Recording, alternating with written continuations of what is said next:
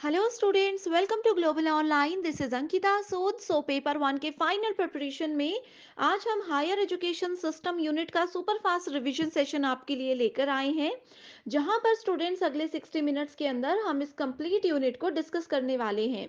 ये बहुत important unit है एंड अगर अभी तक भी आपने इसके बारे में कुछ नहीं पढ़ा, आपको कोई आइडिया भी नहीं है, तो ये वीडियो आपके लिए बहुत हेल्पफुल है, जहां से आपको पता चलेगा कि कौन कौन से इंपॉर्टेंट टॉपिक्स हैं एंड कौन कौन से ऐसे टॉपिक्स हैं जो बार बार एग्जामिनेशन में पूछे जाते हैं।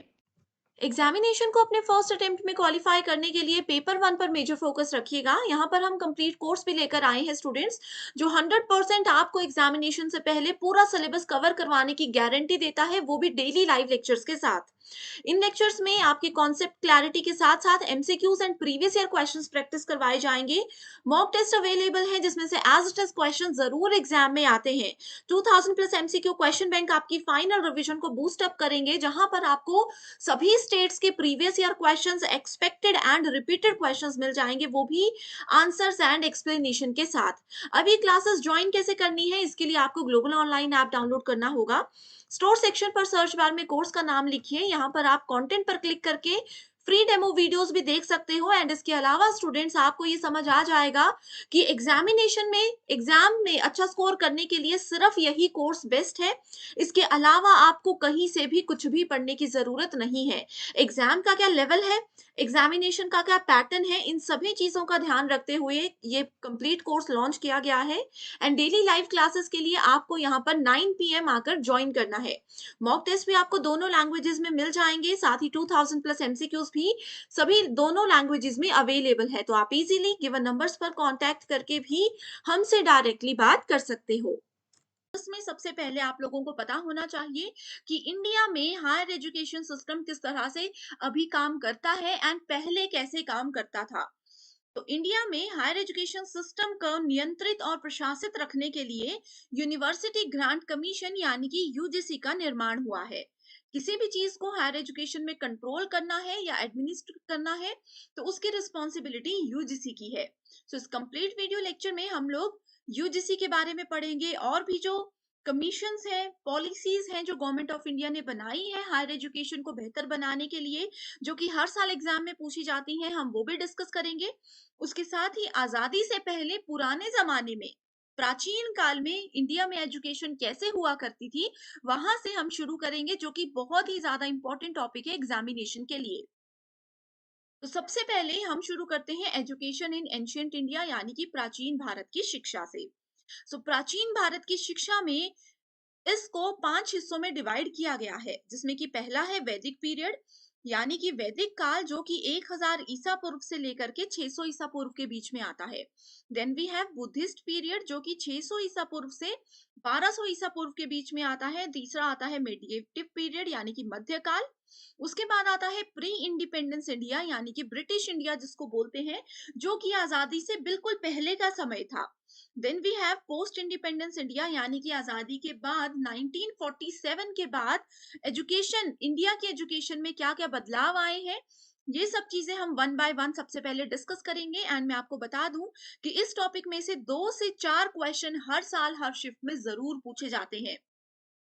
सबसे पहले वैदिक काल से शुरू करते हैं। वैदिक काल में क्या होता था, टीचर और स्टूडेंट नहीं होते थे, उस समय गुरु और शिष्य हुआ करते थे। ठीक है, गुरु और शिष्य हुआ करते थे, स्कूल यूनिवर्सिटी कॉलेज भी नहीं होते थे। उस समय गुरुकुल हुआ करते थे। तो गुरुकुल में कैसे पढ़ाया जाता था, वैदिक पीरियड में, ठीक है, यहाँ पे क्या होता है देखो, वैदिक पीरियड, वैदिक पीरियड में मैंने आप लोगों को जैसे कि बताया, गुरुकुल होते थे। गुरु मतलब टीचर, कुल मतलब घर। यहाँ पे जो शिष्य होते थे, यहाँ पे जो शिष्य होते थे वो गुरुकुल में जाकर के रहते थे, जैसे आज के समय में बच्चे हॉस्टल में जाकर के रहते पढ़ते हैं, वैसे ही शिष्य गुरुकुल में जाके पढ़ते थे। एंड वहां पे बच्चों को क्या पढ़ाया जाता था, वहां पे बच्चों को वेद के बारे में बताया जाता था। तो सबसे इंपॉर्टेंट पॉइंट यहाँ पे है Vedas. Vedas essentially means knowledge. Vedas का मतलब होता है नॉलेज, जो कि हमें हमारी संस्कृति, हमारे हर चीज के बारे में बताते हैं। तो टोटल हमारे पास कितने वेद होते हैं, टोटल हमारे पास 4 वेद होते हैं। पहला वेद है ऋग्वेद, RIG, ठीक है, हिंदी मीडियम स्टूडेंट्स के लिए भी सेम रहेगा। पहला वेद है ऋग्वेद, दूसरा वेद है यजुर्वेद, तीसरा वेद आता है Atharvaveda, then we have Samaveda, Samaveda, ठीक है। सो ये 4 वेद थे जो कि वैदिक पीरियड में पढ़ाए जाते थे। इसके अलावा यहाँ पे और क्या करवाया जाता था? यहाँ पे पढ़ाया जाता था वेदंगास के बारे में। टोटल नंबर भी आपको याद रखना है। वेदंगास के बारे में बताया जाता था, जो कि हमारे पास 4 होते हैं। कौन कौन से वेदंगास होते हैं? पहला आता है फोनेटिक्स, दूसरा आता है ग्रामर यानी कि व्याकरण के बारे में इसमें बताया जाता था, तीसरा आ जाता है मैट्रिक्स, इसमें बेसिक कैलकुलेशन, बेसिक मैथमेटिक्स आता था, एंड उसके बाद चौथा आ जाता है रिचुअलिस्टिक नॉलेज, यानी कि जो भी हमारी संस्कृति से रिलेटेड ज्ञान होता है कि अपनी संस्कृति को कैसे मेंटेन रखना है, उसको आगे वाली जनरेशन को कैसे बढ़ाना है, बताना है, ये आता था। एंड एक एडिशनल चीज इसमें ऐड की गई थी, वो है एस्ट्रोनॉमी। जैसे कि आपने एस्ट्रोनॉमी सुना होगा, जो भविष्य बताते हैं, या जो समय, इंपॉर्टेंट काल, ये सब चीजें बताते हैं। तो वेदांगास भी इसके अंदर आते थे। उसके बाद वैदिक पीरियड में स्टूडेंट्स को क्या करवाया जाता था? उपनिषद पढ़ाए जाते थे। उपनिषद पढ़ाए जाते थे, तो टोटल कितने उपनिषद होते हैं?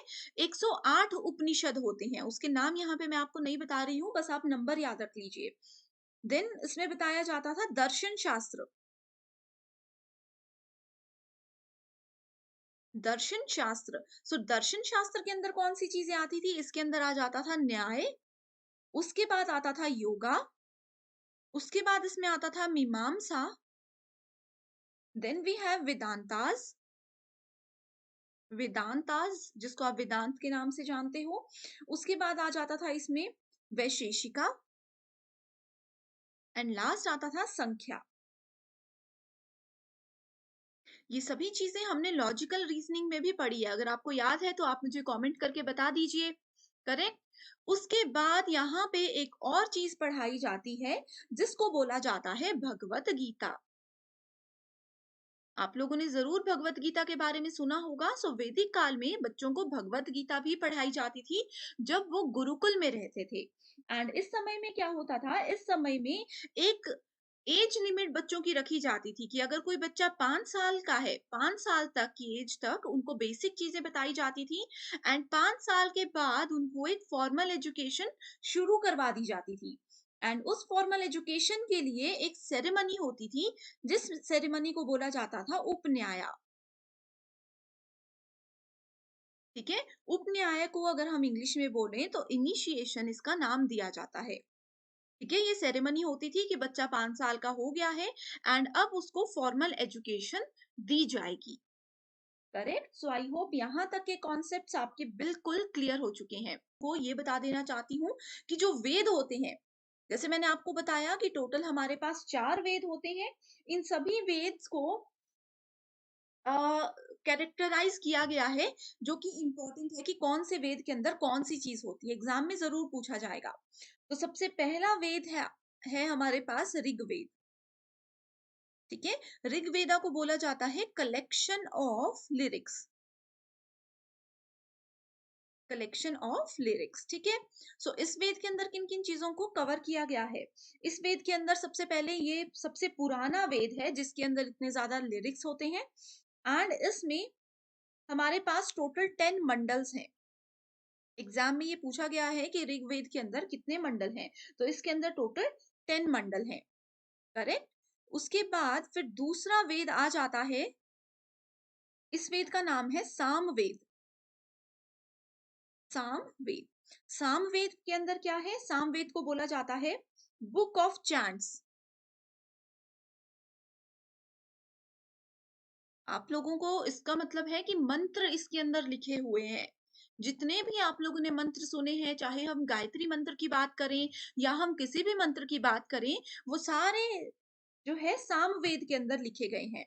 तो इस वेद में टोटल 1549 वर्सेस हैं। इसको आप डायरेक्टली याद रख सकते हो नंबर्स को। ठीक है, एंड साथ ही इसमें इंडियन म्यूजिक के बारे में भी लिखा हुआ है। ठीक है, इंडियन म्यूजिक के जो भी सरगम है, सारे गामा पा, ये आपने सुना होगा, वो सारे सामवेद के अंदर लिखे गए हैं। एंड इसके अलावा इसमें क्या है, it is only in verse, वो इंपॉर्टेंट नहीं है। अब हम डायरेक्टली बढ़ते हैं तीसरे वेद की ओर। तीसरा वेद है हमारे पास यजुर्वेद। तीसरा है यजुर्वेद। सो यजुर्वेद को बोला गया है बुक ऑफ सेक्रिफिकल प्रेयर्स।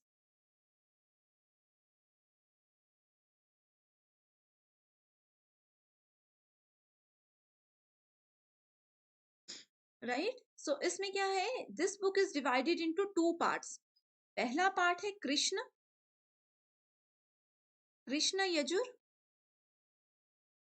और इसका दूसरा पार्ट आ जाता है शुक्ल यजुर्वेदा।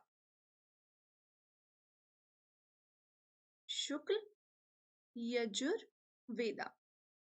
ठीक है, पहला है कृष्ण यजुर्वेदा। तो दो हिस्सों में इसको डिवाइड किया गया है। एंड इसमें आपको इतना ही काफी है एग्जामिनेशन पॉइंट ऑफ व्यू से। नेक्स्ट टाइप जो है, नेक्स्ट वेद जो है, वो है अथर्ववेद। अथर्ववेद, ओके, इसको बोला जाता है बुक ऑफ मैजिकल फॉर्मूला।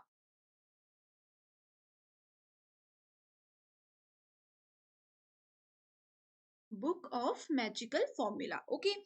सो इस बुक में क्या है, जितने भी चार्म्स हैं, जितने भी स्पेलिंग्स है, एविल्स है, डिजीजेस है, वो सब इसके अंदर आती है। सिंपल लैंग्वेज में बोलूं, आप लोगों ने आयुर्वेदा का नाम जरूर सुना होगा। आप लोगों ने आयुर्वेदा सुना होगा, जिसमें कि होम रेमेडीज होती हैं। तो ये सारी चीजें अथर्ववेद के अंदर लिखी हुई है। अगर किसी को कोई बड़ी सी बीमारी है एंड उस बीमारी का सॉल्यूशन हमें चाहिए, तो इन सभी वेद में से आपको कौन सा वेद पढ़ना हो सकता है, तो उसके लिए आपको अथर्ववेद पढ़ना होगा। इस तरह के क्वेश्चंस एग्जाम में आते हैं। तो ये बेसिक चीजें हैं। एग्जामिनेशन पॉइंट ऑफ व्यू से अगर मैं बताऊं, तो 2022 की ही एक शिफ्ट में ये क्वेश्चन आया था कि आयुर्वेदा किस वेद में है। अगर हमें मंत्र पढ़ने हैं, हमारे जो संस्कृति के अंदर मंत्र हैं, वो किस वेद में हमें मिलेंगे, या फिर अगर हमें सरगम के बारे में जानना है, तो वो हमें किस वेद के अंदर मिलेंगे। तो ये बेसिक सी चीजें हैं जो कि आपको जानना बहुत ही ज्यादा जरूरी है। इसके बाद हमने जैसे कि यहाँ पर बात की थी उपनिषद के बारे में। सो मैंने आपको बताया था कि टोटल हमारे पास 108 उपनिषद होते हैं। तो ये 108 उपनिषद के अंदर और क्या क्या चीजें होती हैं, ये मैं आपको बताती हूँ। हर एक पॉइंट को नोट कर लीजिए। So Upanishad, they are philosophical in nature. They are philosophical in nature and इनको वेदांता भी बोला जाता है। इसको वेदांता बोला जाता है। टोटल इसके अंदर 108 नंबर के उपनिषद होते हैं। एंड ओल्डेस्ट उपनिषद इसमें कौन सा है, ये आप लोगों के लिए मैंने एक होमवर्क क्वेश्चन दे दिया। मेरा जो complete full syllabus lecture series है, उसमें मैंने ये चीज डिस्कस की है कि उपनिषद में जो सबसे ओल्डेस्ट, सबसे पुराना उपनिषद है, उसका क्या नाम है। ये एक प्रीवियस ईयर क्वेश्चन है जो कि लगभग हर साल पूछा जाता है। करेक्ट। उसके बाद एक और इंपॉर्टेंट टॉपिक की ओर हम लोग बढ़ते हैं।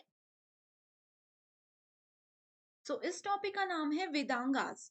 जरूर इसको आप लोग नोट कर लीजिए, जैसे मर्जी याद रखिए, वो आप लोगों को याद रखना ही है, क्योंकि एग्जाम में इससे क्वेश्चन आते ही है। करेक्ट। सो यहाँ पे हमारे पास वेदांगास आते हैं। वेदांगास टोटल 6 होते हैं। ठीक है, जिसमें कि पहला आता है शिक्षा। शिक्षा का मतलब आप सभी को पता होगा। दूसरा वेदांगा क्या आता है, प्रतिशाख्या। प्रतिशाख्या, ये क्या है, ये फिनोटिक्स का सबसे पुराना टेक्स्ट है। ये एक टेक्स्ट का फॉर्मेट है, टेक्स्ट का टाइप है। इसको भी दो हिस्सों में डिवाइड किया जाता है जनरली। एंड उसके बाद अगर हम लोग तीसरे की बात करें, वो है निरुक्ता। निरुक्ता, ठीक है। देन वी हैव छंद, जिसको छंदा भी लिख सकते हो। छंद इसका मतलब होता है मैट्रिक्स। ये मैंने आप लोगों को अभी बताया था।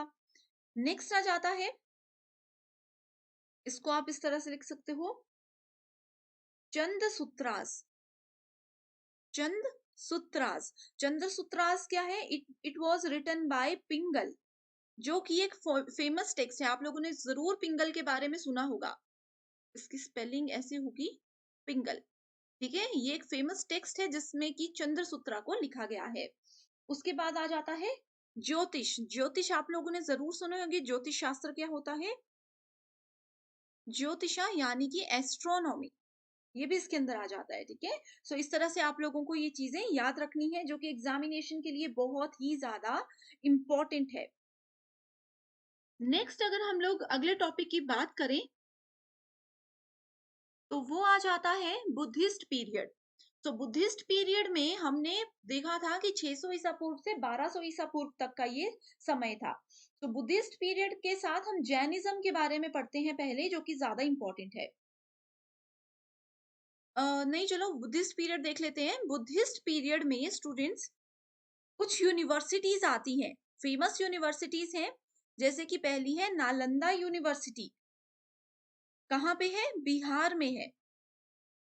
उसके बाद आ जाती है उदंतपुरी। उदंतपुरी ये भी बिहार में है। Then we have Vikramshila. इन सभी के बारे में हम आगे डिटेल में डिस्कस करेंगे कि क्या इनके मेजर सब्जेक्ट्स हैं एंड क्यों ये यूनिवर्सिटीज फेमस हैं। उसके बाद आ जाता है सोमापुरी। ठीक है, ये तीनों बिहार में है। सोमापुरी बंगाल में है, नॉर्थ बंगाल में है। उसके बाद आ जाता है जगादा। जगादा यूनिवर्सिटी भी बंगाल में है। एंड लास्ट यूनिवर्सिटी है बल्लभी। बल्लभी यूनिवर्सिटी गुजरात के अंदर है। ठीक है, सो बुद्धिस्ट यूनिवर्सिटी है जो कि बुद्धिस्ट पीरियड के समय पे बनी थी। उसके बाद अगर हम जैनिज्म की बात करें, जैन धर्म की बात करें, तो उस समय पे जैन धर्म में किस तरह से काम होता था। सो जैन धर्म में कुछ टाइप्स के नॉलेज दिए जाते थे। ठीक है, जिसमें कि पहला था मति जनना। बहुत इंपॉर्टेंट है, बहुत ही ज्यादा इंपॉर्टेंट है। मति जनना में क्या होता था? जो भी हमारे सेंस ऑर्गन क्या हो गए जिससे हम समझ सकते हैं चीजों को, नाक, आंख, टच वाली फील जो होती है, ये सब चीजें समझने के बारे में मति जनना के अंदर बताया जाता था। दूसरा आ जाता है श्रुति जनना। श्रुति जनना, श्रुति मतलब सुनना। ठीक है, सो नॉलेज रिवील्ड बाय स्क्रिप्चर्स। जो सुनी सुनाई बातें होती हैं, अब बहुत सी चीजें आपने अपने पेरेंट्स से सुनी होंगी, चाहे आपने वो अभी तक देखी नहीं है, तो वो सब चीजें सच होती हैं, ये जैनिज्म की श्रुति जनना के अंदर बोला गया था। तीसरा नॉलेज होता है अवधि जनना। अवधि जनना यानी कि समय के साथ साथ जो चीजें हम सीखते हैं। चौथा है इसमें मना पर्याय जनना। मना पर्याय जनना यानी कि टेलीपैथी नॉलेज। हम बोलते हैं ना कि अच्छा, जैसे हमारे घर पे आज कोई गेस्ट आ गए तो मैं बोलती हूँ कि अच्छा आज मुझे कुछ फील हो रहा था कि कोई गेस्ट घर पे आने वाले हैं। या फिर किसी फ्रेंड का फोन आ जाता है तो हम बोलते हैं कि हाँ आज मैं तुझे ही याद कर रही थी। तो ये क्या होता है? मनन जनना। यानी कि मन में हमने कुछ सोचा, हमारे मन में कोई फीलिंग आई और वो सच हो गया। उसके बाद पांचवा टाइप आ जाता है इसमें केवल जनना। केवल जनना जो कि टेम्परेरी नॉलेज होता है। ठीक है, सो आई होप स्टूडेंट्स यहाँ तक के कॉन्सेप्ट्स आप लोगों के बिल्कुल क्लियर हो गए हैं। इतने में अगर आप लोगों को कोई डाउट है तो आप अभी तक इस वीडियो को रिपीट करके देख सकते हो, मुझे कमेंट करके बता सकते हो। अभी तक के किसी टॉपिक में आपको लगता है कि डिटेल में मेरे को एक और सेशन लेना चाहिए, तो आप मुझे कमेंट कर दीजिए। उसी पर्टिकुलर टॉपिक पर मैं डिटेल में आपके लिए एक वीडियो लेकर के आऊंगी। करेक्ट, सो यहाँ तक के कॉन्सेप्ट्स आपके जो भी हैं मुझे कमेंट जरूर जरूर कीजिएगा।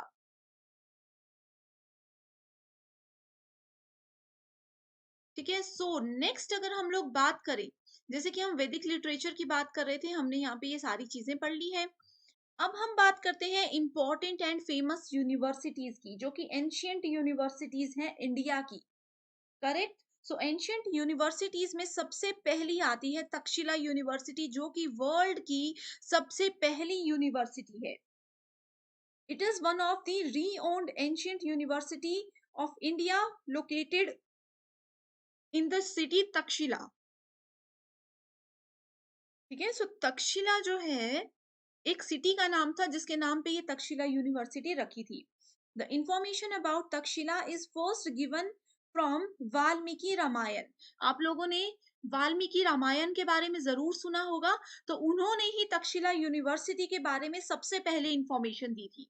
एग्जाम में ये क्वेश्चन जरूर जरूर पूछा जाएगा, ठीक है। एंड यहाँ पे देखोगे it is mentioned in Buddhist literature, मैंने आपको बताया था कि बुद्धिस्ट पीरियड के दौरान ये बनी थी।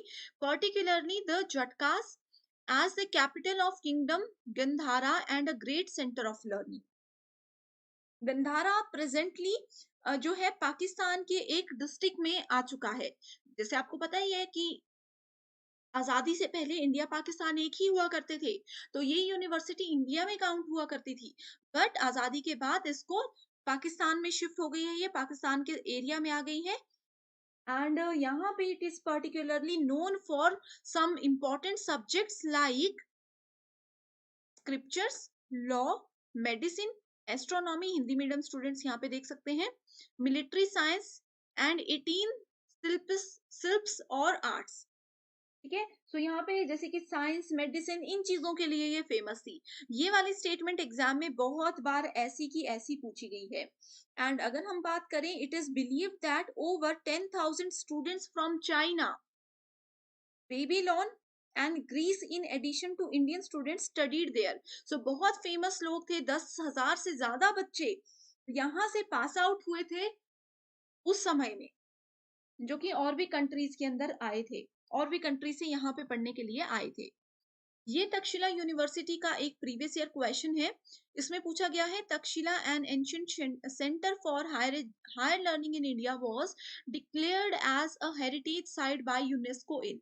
सो हेरिटेज साइट इसको कब घोषित कर दिया गया है, वो इसका करेक्ट आंसर है 1980। तो आपको तक्षशिला की हिस्ट्री का बस एक क्वेश्चन पता होना चाहिए, और भी थोड़ा देख सकते हो, एंड उसमें कौन से सब्जेक्ट्स पढ़ाए जाते थे, अब वो कहाँ पर है ये आपको पता होना चाहिए। अगर हम कुछ फेमस पर्सनालिटीज की बात करें, कुछ बहुत ही फेमस लोगों की बात करें जो कि तक्षशिला यूनिवर्सिटी से पढ़े हुए थे, तो उसमें पहला नाम आता है ग्रामेरियन, ग्रामेरियन पैनिनी। ये आपने जरूर नाम सुना होगा, ग्रामेरियन पैनिनी। दूसरा आ जाता है कौटिल्य।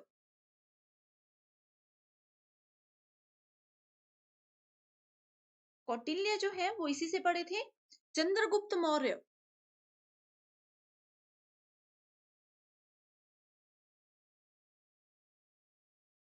चंद्रगुप्त मौर्य भी तक्षशिला यूनिवर्सिटी से ही पढ़े हुए थे, राइट। सो इस तरह से आप देख सकते हो कितनी फेमस यूनिवर्सिटी ये उस समय पे हुआ करती थी। Then we have second university जिसका नाम है Mithila, Mithila university. So Mithila is a geographical and cultural region of the Indian subcontinent bounded by Mahananda River in the east, the Ganges in the south, and Gandaki River in the west, and by the foothills of the Himalayas in the north. It comprises certain parts of Bihar and Jharkhand and some part of eastern Terai of Nepal. तो यहाँ पे अगर हम लोग देखें, सो ये university कुछ बिहार, कुछ झारखंड एंड नेपाल के सेक्शन के अंदर आती है। एंड इस यूनिवर्सिटी में literature, fine arts, science, scriptures, Vedas, न्याय शास्त्र और ये सब चीजें पढ़ाई जाती थी। Okay, two subjects that became popular in this university, वो क्या थे, वो सबसे पहला सब्जेक्ट था न्याय, जो कि इस यूनिवर्सिटी का एक, हम बोलते हैं ना हर एक यूनिवर्सिटी की एक स्पेशलिटी होती है, वैसे ही मिथिला, मिथिला यूनिवर्सिटी की स्पेशलिटी न्याय थी एंड तर्क शास्त्र था।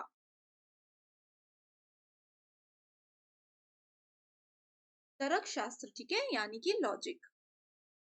तो ये दोनों के लिए मिथिला यूनिवर्सिटी बहुत ही फेमस मानी जाती थी। Then we have Telhara university. तो तेलहारा क्या है, तेलहारा एक विलेज है, नालंदा, बिहार में एक नालंदा नाम की जगह है, उसी के अंदर एक विलेज का नाम है तेलहारा, जहाँ पे ये यूनिवर्सिटी है। And it was the site of a Buddhist monastery in ancient India. So किसी जमाने में ये बौद्ध लोगों का मठ स्थान माना जाता था।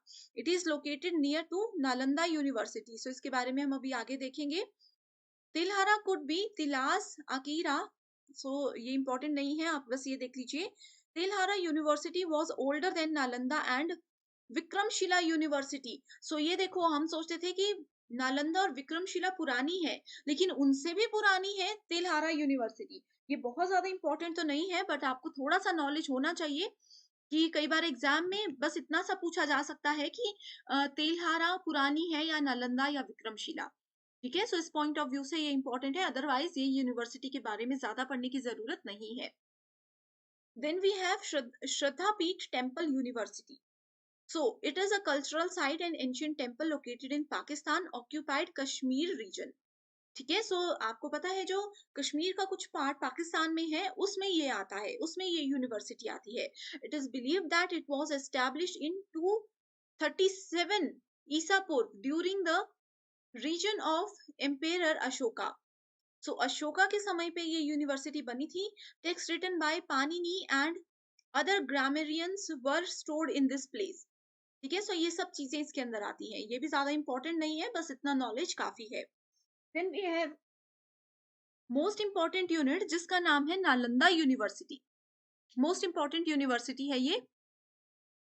सो Nalanda was one of the famous universities of ancient India and historic centre of higher learning in Bihar India.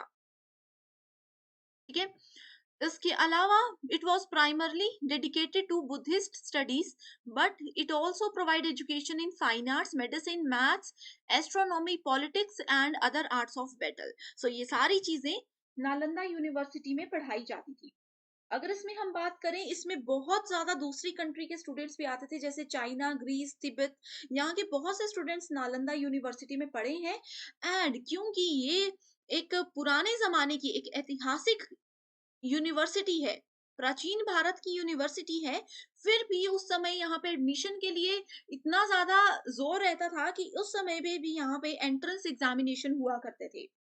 And education, entrance examination हुआ करते थे, एंड इसमें जो एजुकेशन थी वो बिल्कुल फ्री ऑफ कॉस्ट थी, बिल्कुल मुफ्त में यहाँ पे बच्चों को शिक्षा दी जाती थी। एंड इसमें सब्जेक्ट कौन कौन से पढ़ाए जाते थे?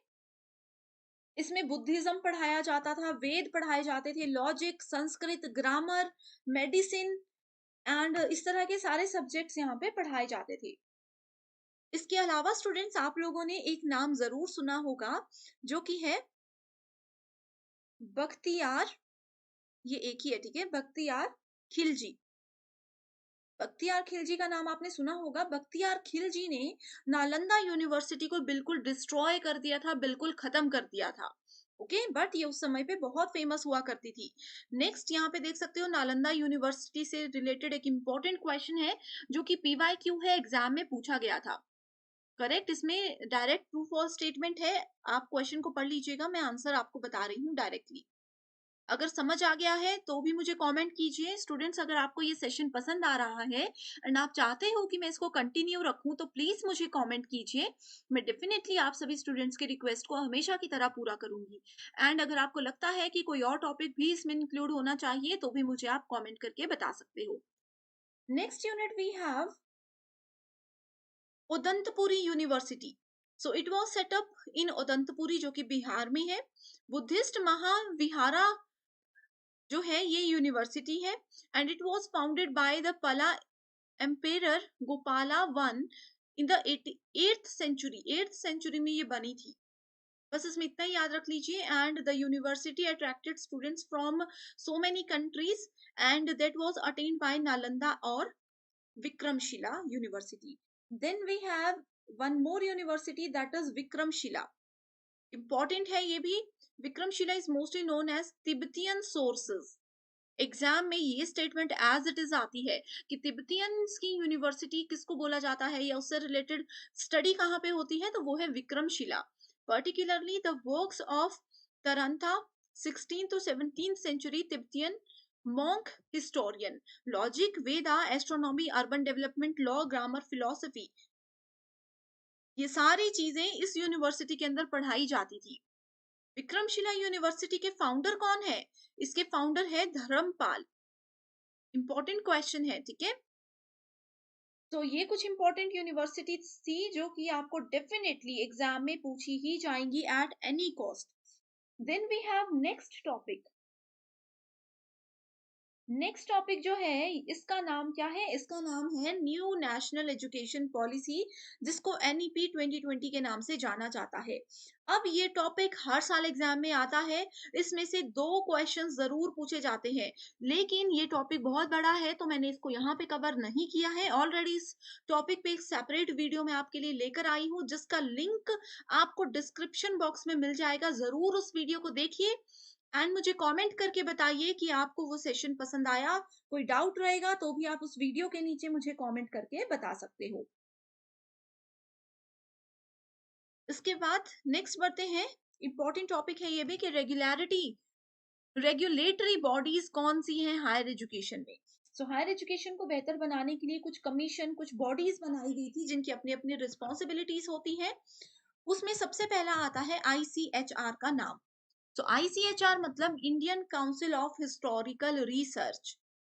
ये क्या है? ये एक ऑटोनॉमस बॉडी है, यानी कि स्वायत्त निकाय है। मिनिस्ट्री ऑफ एजुकेशन के अंदर ये आता है। It provide financial assistant to historians and scholars through grants, fellowship and symposia. तो ये क्या करता है? जो भी इतिहासकार होते हैं, जो हिस्ट्री पे रिसर्च कंटिन्यूअसली करते रहते हैं, उनको ये ग्रांट देता है, कुछ फेलोशिप देता है, कुछ फंड देता है, कुछ पैसे देता है, ताकि वो इजीली रिसर्च कर सकें। Its headquarter is in Delhi with regional centers in Pune, Maharashtra, Bengaluru, Karnataka, and Guwahati, Assam. Its first chairman was the historian Ram Sharan Sharma. तो ये खुद एक historian थे, इसीलिए यहाँ पे देख सकते हो कि ये किस तरह से बहुत सारे इतिहासकारों को और ज्यादा मोटिवेट करते हैं कि वो रिसर्च करते रहें। ICHR is founded by grant in aid received from Department of Higher Education। And इसका ऑब्जेक्टिव क्या है? इसका ऑब्जेक्टिव ये है कि जो भी इतिहासकार है वो इकट्ठे होकर बहुत सी रिसर्च करें, जिससे कि और भी ज्यादा हमारे देश का नाम बढ़ सकता है। एंड आपको पता ही होगा कि रिसर्च जितनी ज्यादा होती जाएगी, उतना ज्यादा डेवलपमेंट भी होता रहता है। एंड साथ ही ये साइंटिफिक एंड ऑब्जेक्टिव हिस्ट्री को एक नेशनल लेवल पे डायरेक्शन देने में भी मदद करता है। सेकंड है हमारे पास AICTE, all India council for technical education. ये क्या है? ये स्टैट्यूटरी बॉडी है, यानी कि वैधानिक निकाय है। एंड ये एक नेशनल लेवल काउंसिल है जो कि टेक्निकल एजुकेशन पे ध्यान देता है। अब देखो, हमारे इंडिया की ही अगर हम बात करें तो बहुत से टेक्निकल कोर्सेज होते हैं। उन टेक्निकल कोर्सेज का क्या सिलेबस होना चाहिए, किस तरह से उसको आगे बढ़ावा दिया जाना चाहिए, तो उन सब चीजों को मैनेज करने, उन सब चीजों को हैंडल करने के लिए रिस्पॉन्सिबल है AICTE, जो कि एग्जामिनेशन पॉइंट ऑफ व्यू से इंपॉर्टेंट टॉपिक है। Correct. It was established in 1945 November, first as an advisory body. तो पहले ये क्या था? एक एडवाइजरी बॉडी था, अब ये बन चुका है स्टैट्यूटरी बॉडी। तो इस तरह के क्वेश्चंस में देखो, आप लोगों को ना स्टेटमेंट बेस्ड क्वेश्चंस आते हैं। अगर आपको पता है स्टेटमेंट बेस्ड क्वेश्चंस कैसे होते हैं तो बहुत अच्छी बात है। तो मैं इससे देखो आपके ना एनटीए कॉन्सेप्ट क्लियर करता है कि स्टेटमेंट देगा तो कॉन्सेप्ट क्लियर होंगे आपके, तभी आपको उसका करेक्ट आंसर दे सकते हो। अगर आपको नहीं पता कि स्टेटमेंट बेस्ड क्वेश्चंस कैसे होते हैं, कैसे उनको सॉल्व किया जाता है, तो आप डिस्क्रिप्शन बॉक्स देखिए, वहां पे एक वीडियो का लिंक मैंने दिया हुआ है, या फिर मुझे कमेंट कर दीजिए, मैं सेपरेटली आपके साथ लिंक शेयर कर दूंगी। तो आपको आइडिया हो जाएगा कि कैसे क्वेश्चंस यहाँ से पूछे जाते हैं जो कि स्टेटमेंट बेस्ड होते हैं। AICTE was given statutory status by Act of Parliament, and it is responsible for proper planning, coordinated development of India's technical education and management education system। and इसका हेडक्वार्टर है दिल्ली में। इस तरह की हेडक्वार्टर वाली important होती है स्टेटमेंट्स, एग्जाम में पूछी जाती है। करेक्ट।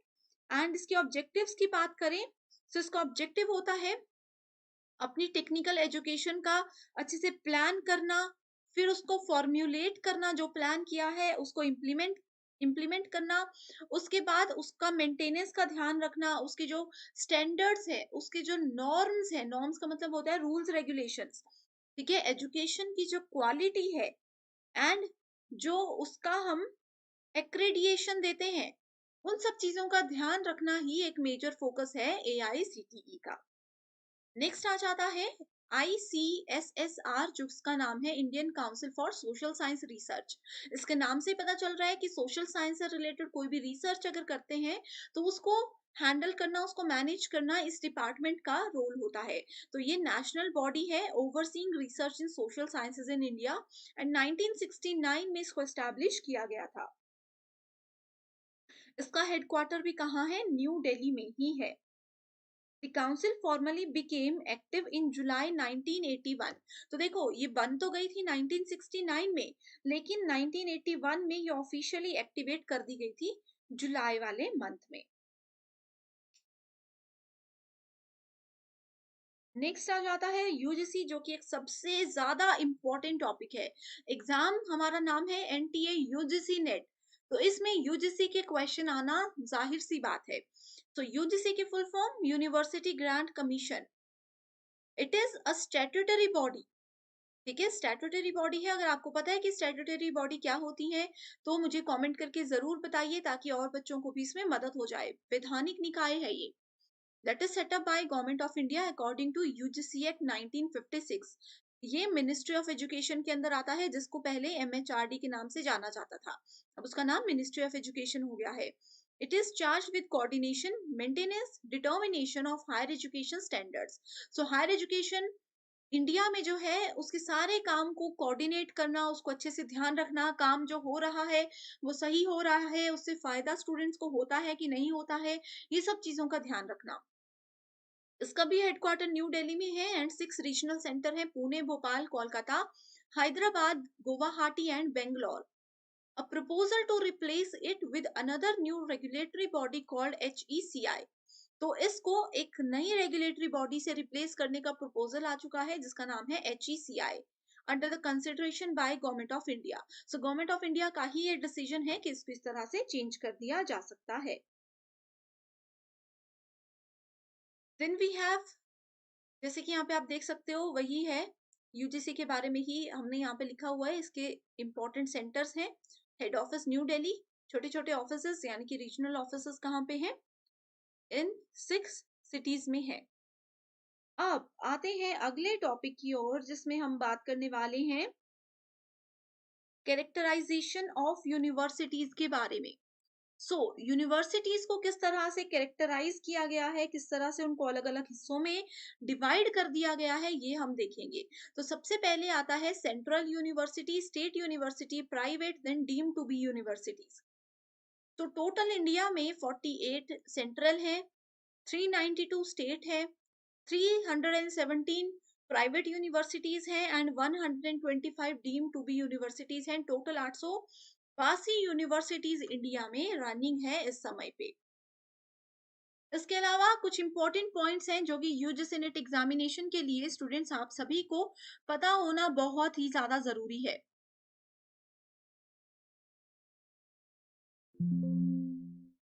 यहाँ पे अगर हम लोग देखें, सबसे पहले the state with most universities, तो राजस्थान में सबसे ज्यादा यूनिवर्सिटीज हैं, टोटल 76। कौन से स्टेट में सबसे ज्यादा डीम टू बी यूनिवर्सिटीज है? डीम टू बी यूनिवर्सिटीज होती है जो कि वो खुद से ही इनका करिकुलम, इनका सिलेबस, इनका हर एक पैटर्न वगैरह डिजाइन करते हैं। तमिलनाडु, जिसमें कि 28 यूनिवर्सिटीज हैं। Uttar Pradesh and Gujarat have most state universities 28। Rajasthan has most private universities, total 46। ठीक है, तो 76 में से 46 तो देखो राजस्थान में प्राइवेट यूनिवर्सिटीज ही हैं। उत्तर प्रदेश में टोटल 6 सेंट्रल यूनिवर्सिटीज हैं। तो एग्जामिनेशन के लिए ये वाली स्लाइड आपकी बहुत ज्यादा इंपॉर्टेंट है, इसको आप नोट कर लीजिए। तो यहाँ पे आप देख सकते हो सेंट्रल यूनिवर्सिटी से रिलेटेड एक क्वेश्चन है। इसमें समझने जैसा कुछ भी नहीं है, बस डायरेक्ट डेफिनेशंस है कि सेंट्रल यूनिवर्सिटी कैसे काम करती है, क्या क्या रिस्पॉन्सिबिलिटीज होती हैं, एंड आंसर भी मैंने मेंशन किया हुआ है। तो नेक्स्ट टॉपिक आता है पॉलिटी एंड गवर्नेंस, जिसमें कि हम इंडियन कॉन्स्टिट्यूशन यानी कि भारतीय संविधान के बारे में सबसे पहले बात करेंगे। Indian Constitution is a comprehensive document containing details with the objective of providing stable and fair governance to its people. And it starts with the preamble beginning statement promising justice, liberty, equality, and fraternity. 3 new words have been added to it: socialist, secular, and integrity. तो ये तो basic चीजें थी। अगर हम लोग detail में बात करें, सो इंडियन कॉन्स्टिट्यूशन में एग्जाम के लिए क्या इंपॉर्टेंट है ये मैं बताती हूँ। तो इसमें टोटल 448 आर्टिकल्स हैं, जिसको कि 25 हिस्सों में डिवाइड किया गया है, एंड 12 शेड्यूल्स हैं, and there are total 103 amendments that have been made, and originally it comprises of 395 articles in 22 parts and 8 schedules. तो ये जो नंबर्स हैं, ये वाला जो पॉइंट है ये आप लोग जरूर नोट कर लीजिए, एग्जाम में 100% यहाँ से स्टेटमेंट पूछी जाती है। ठीक है, इंडियन कॉन्स्टिट्यूशन क्या है? पूरे वर्ल्ड में सबसे लंबा कॉन्स्टिट्यूशन एंड लेंथीएस्ट कॉन्स्टिट्यूशन है Indian constitution. And the idea to frame the Constitution of India was first suggested by communist leader M.N. Roy. तो इसको आइडिया किसने दिया था कॉन्स्टिट्यूशन बनाने का? M.N. रॉय ने ये आइडिया दिया था। इसके अलावा अगर हम लोग बात करें प्रोमिनिएंट मेंबर्स की, prominent members of the constituents or committees of the constituent assembly who framed the constitution, simple सी लैंग्वेज में बोलते हैं कि इंडियन कॉन्स्टिट्यूशन को बनाने में कौन से वो मेंबर्स हैं जिनकी कमेटी बनी हुई थी, जिनका इसमें बहुत बड़ा हाथ है। तो सबसे पहला नाम तो आप लोगों ने जरूर सुना होगा। क्या नाम है? मेरे ये बोलने से पहले मैं चाहती हूँ कि आप सभी कमेंट जरूर कर दीजिए। वो नाम है B.R. अंबेडकर, डॉक्टर भीमराव अंबेडकर। ठीक है, ड्राफ्टिंग कमेटी के मेंबर थे ये। उसके बाद आता है जवाहरलाल नेहरू जी का नाम।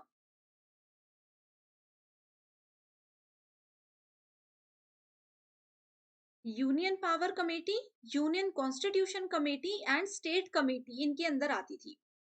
ठीक है, तीसरा नाम आ जाता है राजेंद्र प्रसाद का। रूल्स और प्रोसीजर जो थे कमेटी के, उन वो सब इस कैटेगरी में आते थे। एंड उसके बाद आ जाता है सरदार पटेल।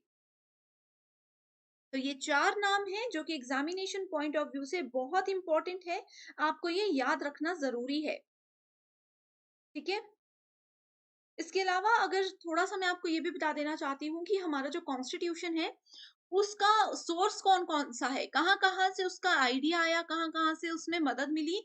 तो पहला है गवर्नमेंट ऑफ इंडिया एक्ट 1935। ठीक है, उसके बाद British constitution, then we have US constitution, Irish constitution, Canadian constitution, French constitution, ये सब उसमें ऐड हुए थे। करेक्ट। सो इसमें इतना ही मैं अभी आप लोगों को फिलहाल बताना चाहती हूँ। नेक्स्ट अगर हम बात करते हैं, जैसे कि मैंने आपको बताया एनईपी 2020 इस पे ऑलरेडी एक वीडियो बन चुकी है, डिस्क्रिप्शन बॉक्स में चेक कर लीजिए। Similarly Times Higher Education World University ranking and NIRF ranking जो है ये हम लोगों ने डिस्कस किया है। एंड अगर आप चाहते हो कि लेटेस्ट वीडियो भी मैं इस पर लेकर के आऊं, जो कि इंपॉर्टेंट टॉपिक है, रैंकिंग से रिलेटेड हमेशा एग्जाम में क्वेश्चन आते हैं। ठीक है, सो ये करंट अफेयर के अंदर काउंट किया जाता है, जो कि हम डेफिनेटली जल्दी से जल्दी आपके साथ शेयर करेंगे। Then we have next topic जो कि हमारा आज का लास्ट एंड इम्पॉर्टेंट टॉपिक है, government schemes to improve the education. So government ने कौन कौन सी स्कीम्स बनाई है जिससे कि एजुकेशन को इम्प्रूव किया जा सकता है। सो पहली स्कीम का नाम है समग्र शिक्षा। ठीक है, समग्र शिक्षा क्या है, क्यों बनाया गया, कब बनाया गया है, ये मैं आपको बताती हूँ। So it subsumes 3 centrally sponsored scheme. 3 schemes को मिला करके एक बनाया गया है समग्र शिक्षा। तो सबसे पहली स्कीम आती है इसके अंदर SSA, यानी कि सर्व शिक्षा अभियान। दूसरी आती है RMSA, जिसका मतलब है राष्ट्रीय माध्यमिक शिक्षा अभियान। तीसरी आती है TE, यानी कि टीचर एजुकेशन। तो ये तीनों के कॉम्बिनेशन से समग्र शिक्षा को बनाया गया है। This scheme treat school education holistically as a continuum from preschool to class 12। तो प्री स्कूल से लेकर के क्लास 12 तक के बच्चों को इसमें रखा गया है। Main emphasis of the scheme is on improving the quality of school education by focusing on 2 T's। कैसे स्कूली शिक्षा को बेहतर बनाया जाए इस पे ध्यान दिया जाएगा स्कीम के थ्रू। एंड इसके अंदर 3 T पे ध्यान दिया जाएगा। पहला T है टीचर, एंड दूसरा T है technology. Correct? Next we have Right to Education Act. The act was amended in 2017 to ensure that all teachers acquire the minimum qualification prescribed under this act. ठीक है, यानी कि हर एक इंसान जो शिक्षक बनना चाहता है उनके पास एक प्रॉपर क्वालिफिकेशन होनी चाहिए। ये इस एक्ट के अंदर रखा गया है एंड इसी चीज पे इस पे ध्यान दिया जाता है। नेक्स्ट आ जाता है Navodaya Vidyalaya. Navodaya Vidyalaya scheme provides for opening of one Jawahar Navodaya Vidyalaya in each district of the country. So overall India में कितने सारे स्टेट्स हैं, हर एक स्टेट के अंदर कितनी सारे डिस्ट्रिक्ट्स हैं, लगभग हर एक डिस्ट्रिक्ट में एक जवाहर नवोदय विद्यालय होना चाहिए। ये स्कीम के लिए नवोदय विद्यालय नाम की स्कीम बनाई गई है। अब इसमें कंफ्यूज मत होइए, स्कूल का नाम भी ये है, स्कीम का नाम भी यही है। ठीक है, जिससे कि रूरल टैलेंट को जो है इक्वल लेवल की क्वालिटी एजुकेशन हम प्रोवाइड करा सकते हैं। एंड साथ ही यहाँ पे जो बच्चे गरीब घर से हैं जो कि अच्छे हैं पढ़ाई में, उन लोगों को रेजिडेंशियल एजुकेशन दी जाती है। आपको पता है कि यहाँ पे बच्चों को हॉस्टल में रखा जाता है। Next we have Nishtha. Nishtha की फुल फॉर्म है national initiative for school heads and teachers holistic advancement. तो it is under centrally sponsored scheme of Samagra Shiksha. तो समग्र शिक्षा के अंदर ही ये स्कीम आती है and it aims at building the capabilities of around 42 lakh teachers. सो इसके अंदर टोटल 42 लाख टीचर्स को इंक्लूड किया जाएगा। हेड ऑफ स्कूल्स जो हैं, जो प्रिंसिपल होते हैं स्कूल के, फैकल्टी मेंबर्स को ऐड किया जाएगा डिफरेंट डिफरेंट ब्लॉक्स के। एंड फिर एक समग्र शिक्षा प्रोग्राम और ये मिला करके एक बहुत ही अच्छा स्कूल एजुकेशन यहाँ पे बनाया जाएगा। National curriculum framework. National curriculum framework promotes joyful learning through cultural activities, art, music, dance, role play. इनके साथ छोटे छोटे बच्चों को कैसे पढ़ाया जाएगा कि उनका एंटरटेनमेंट भी होता रहे एंड वो कॉन्सेप्ट को समझते भी रहे, ये चीजें इसके अंदर आती है। देन वी हैव प्रधानमंत्री इनोवेटिव लर्निंग प्रोग्राम जिसका नाम है ध्रुव। So the program was launched to identify and encourage talented students to enrich their skills and knowledge. ध्रुव तारा आपने जरूर सुना होगा, उसी नाम पे ये नाम रखा गया है। इसमें क्या है, जितने भी टैलेंटेड बच्चे हैं उनमें क्या टैलेंट है, कैसे उनके टैलेंट को, कई लोग होते हैं ना कि टैलेंटेड होते हैं लेकिन उनको एक अच्छा प्लेटफॉर्म नहीं मिल पाता, तो कैसे उनके गुण को, उनके टैलेंट को आगे बढ़ाया जाए, उन बच्चों को बढ़ावा दिया जाए ताकि उनकी भी तरक्की हो, देश की भी तरक्की हो। इसके लिए प्रधानमंत्री इनोवेटिव लर्निंग प्रोग्राम बनाया गया है। इसमें किसी के पास कोई भी इनोवेटिव यानी कि नवोन्मेषी प्लान्स अगर हैं जिससे कि एजुकेशन को बेहतर बनाया जा सकता है, तो वो सारे प्लान्स हम गवर्नमेंट को बता सकते हैं एंड अगर गवर्नमेंट उनको इम्प्लीमेंट करती है तो वो बहुत अच्छा हो जाता है। नेक्स्ट आता है न्यू एजुकेशन पॉलिसी जो कि 2020 में बनी थी। इसमें आप लोगों को पता है कि 10+2 फॉर्मेट को क्लोज कर दिया गया है। हर एक स्टूडेंट को एक बेहतर हायर एजुकेशन देने का मौका यहाँ पे दिया गया है। इसके अंदर 10+2 को हटा करके 5+3+3+4 फॉर्मेट को लाया गया है। एंड जैसे कि मैंने आपको बताया कि न्यू एजुकेशन पॉलिसी पे एक सेपरेट वीडियो मैंने ऑलरेडी बनाई है जिसका लिंक डिस्क्रिप्शन बॉक्स में अवेलेबल है, तो आप वहां पर उसको जा करके जरूर देख लीजिएगा। इसके अंदर बहुत से ऐसे इनिशिएटिव्स लिए गए हैं जिनको कि सरकार ने अभी यूज करना, मतलब कि इम्प्लीमेंट करना शुरू कर दिया है, जो कि ऑलरेडी 2023 से 2022 से इम्प्लीमेंट हो चुके हैं। एंड बहुत से ऐसे इसमें रूल्स और रेगुलेशंस ऐसे हैं जिसको कि अभी तक सरकार ने इम्प्लीमेंट नहीं किया है, लेकिन वो जल्द ही इम्प्लीमेंट करेंगे। जैसे कि कुछ टारगेट हैं जो कि 2022 तक पूरे कर देने हैं, कुछ टारगेट ऐसे हैं जो कि 2025-22 से शुरू होने वाले थे।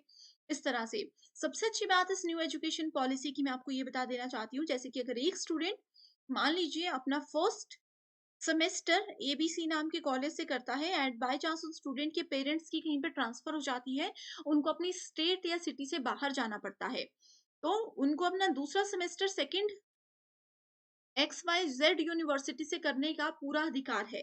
पहले क्या होता था, बच्चे ने फर्स्ट सेमेस्टर किया, सेकंड में अगर कहीं और जाना पड़े तो उनका साल पूरा वेस्ट होता था। उनको हमेशा फर्स्ट ईयर से ही एंट्री मिलती थी।